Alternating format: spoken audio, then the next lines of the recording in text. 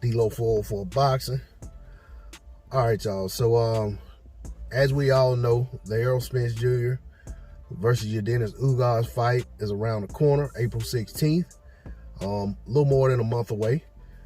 And, you know, it's a fight worth getting excited about. I've been excited about it since they announced it. You know, since Ugas was able to get out of that WBA situation, and I knew this fight was coming, man, I've been really excited about this fight, and I can't wait for it to happen. As the fights, you know, as it gets closer, I'm watching more and more videos and people talking about the fight and the build-up and things of that nature. Listening to what both fighters have to say and, you know, things like that and where they are and things that have gone into their preparation and that is going into their preparation. And when I hear Errol Spence Jr. talk about having fun in camp, that's insightful. You know what I'm saying? Like that's a positive. I feel like that's one of the things that all fighters should hope for, is to get to a place to where they enjoy going to camp for a fight, where they can really work on the things and hone their craft and really sharpen up their tools. We know that Errol Spence Jr. has been out of the ring for a very long time, you know, ever since the Danny Garcia fight. We know that he's coming off of that eye injury. All of that being said, I'm hearing a lot of people, and let me say one more thing. We also know that Ugas is a very active, and by active, I mean he's fighting frequently. He's one of the most active welterweights in the division at the top level. And, you know, so that there's reason to believe that Ugas is one of the sharpest in terms of fight ready every time out in the division.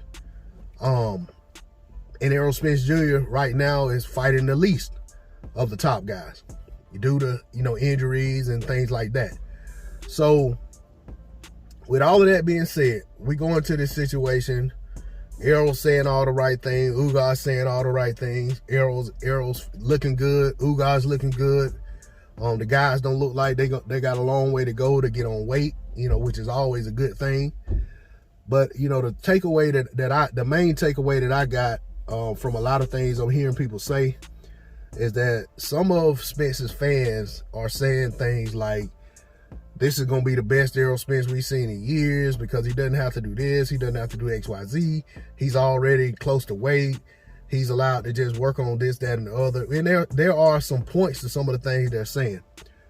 But one thing I want to say is, make no mistake about it, inactivity is always a factor. You can't tell me that Errol Spence Jr., because he's on weight, because he's mentally more focused and all of these other things, that's going to negate the fact that he hasn't been in the ring in a long time, or the fact that he's coming off of this eye injury. You know what I'm saying? Like, we can talk about it and talk around it and act like it's not there, but the reality is it's there. And we've all heard fighters and trainers and managers and whoever else say that sparring isn't fighting. You know what I'm saying? So, you know, we got to see what happens once he gets in the ring. You know what I'm saying? Like, I expect at some point he's going to settle down and he's going to get into himself. You know what I'm saying? But I don't expect Errol Spence Jr. to come out into that fight right away and just look like vintage Errol Spence Jr. Because I'm hearing Lamont Peterson Errol Spence Jr. I'm hearing Leonard Bundu Errol Spence Jr. That's what I'm hearing. I don't expect to see Errol Spence Jr. look that good right away. You know, maybe it doesn't even happen in this fight. I hope it does. I hope he comes out and looks like the best version we've ever seen, because that's what I'm hearing people say. But I'm a realist. You know what I'm saying? Like, I mean, just the data does not support that. It just doesn't. But do I think that Errol Spence Jr. will have enough to put himself in a position to win this fight versus Ugas? Absolutely. Do I believe that he will win? I'm not betting against him. You know, not unless they just get ridiculous with the odds, because I feel like I said before, I feel like this fight's going to go to distance, and I feel like if it goes to distance, it's going to be hard for Errol Spence Jr. to lose this fight unless he gets dominated, and I just don't see that.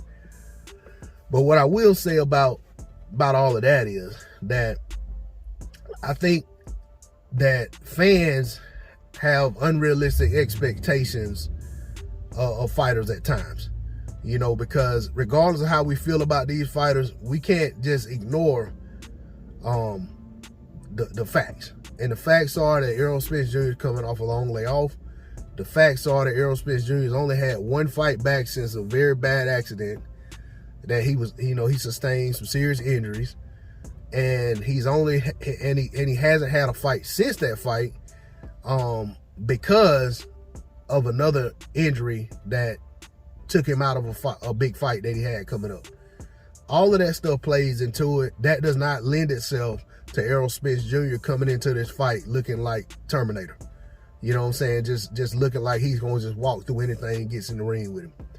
You know, like I said, if I had my way, Errol Spence Jr. comes into this fight and he looks like vintage Errol Spence Jr. from the opening bell, and your Dennis Ugas looks the best that he's ever looked. And we just get a great fight, and the chip fall where they may, and the best man wins, and the judges get it right if it goes to the scorecards. Politics be damned that they call it right. But I have to say, I just have to say, be cautious thinking that Errol Spence Jr. is going to walk through this, man. Because, I mean, I do hear some of these people that are saying some of these things, giving you Dennis Ugas his credit and expecting it to be a tough fight. And maybe the fact that they are saying that they are a little realistic, that this isn't going to be the Errol Spence Jr. show where he just goes out there and just, you know, barely breaks a sweat and blows his guy out, and then, you know, grabs the mic and says, okay, I want Terrence Crawford next. You know, I just don't foresee it being that way, but I could be wrong. You know what I'm saying? I mean, I've been wrong before. So, you know, and I'll be wrong again. But I'm just saying, I, for one, don't expect this to be some Errol Spence Jr. versus Lamont Peterson type performance by Errol Spence Jr. And I'll be honest, like right now, I think Dennis Ugas is light years ahead of what Lamont Peterson was on the night that he fought Errol Spence Jr. Is Errol Spence Jr. gonna be where he was on the night he fought Lamont Peterson on April 16th? I don't know. We'll have to see. But like I said, the data doesn't support Errol Spence Jr. coming in that fight just turning back the clock. And I just don't think some fans are being realistic with themselves. And I'm glad that Errol Spence Jr., or at least I believe that he's more realistic than some of the fans. You know, I feel like he knows what he has ahead of him. He knows that he still has work to do, and that he may not be at his best yet. And you know what I'm saying? And he may not ever, you know, and maybe his best is behind him. We don't know. But I think he realizes that he still has work to do, and that he has a tough opponent ahead of him, and that he's going to have to bring the best that he has to get by this guy. And for those reasons, that's why I'm leaning toward Errol Spence Jr. winning the fight, because Errol Spence Jr. is a lot more realistic, than a lot of his fans. That's all I got on it. D-Lo 404 Boxing. Like, share, comment, subscribe. I'm out. Peace.